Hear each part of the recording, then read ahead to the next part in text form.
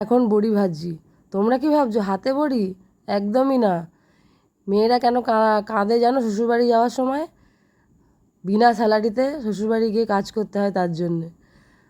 আবার হাতে বড়ি করে খাওয়াবো, বাবা! অত পারি না।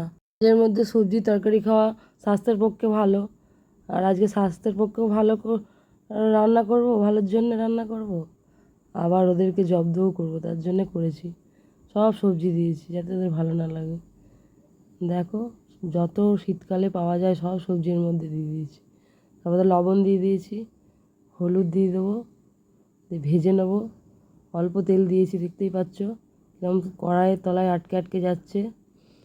আর এই যে অল্প মশলাও দিয়েছি। আর অন্যদিন কী করি, মশলা আলাদা ভাজি বা সবজি আলাদা ভাজি, এখন সব একসাথেই দেবো যেহেতু তেল কমে রান্না করব। দেখো, ওদেরকে জব্দ করতে গিয়ে ভাবলাম রান্নাটা বাজে করব, কিন্তু সত্যিই রান্নাটা এত সুন্দর হয়েছিল যে আমি প্রেমে পড়ে গেলাম এই সবজি তরকারি। তাই বলছি, তোমরাও ট্রাই করে দেখো, দারুণ হয়েছিল খেতে। আমি ভেবেছিলাম ওদেরকে জব্দ করব, কিন্তু ওরা খেয়ে ভালোই বলেছিল। আর আনন্দের সাথে সবাই খেয়েছিল, বাচ্চারাও খেয়েছিল।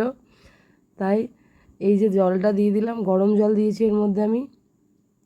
আর এই যে সাঁতলেছি লাস্টে, দেখো শুকনো লঙ্কা 5 ফোড়ন দিয়ে, এটাই টেস্টটাকে বাড়িয়ে দিয়েছি খুব সুন্দর।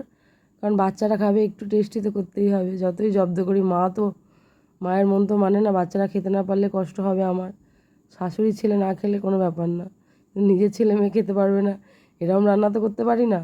তাই সুন্দর করলাম। ভিডিওটা ভালো লাগলে একটা লাইক করে দিও। টাটা।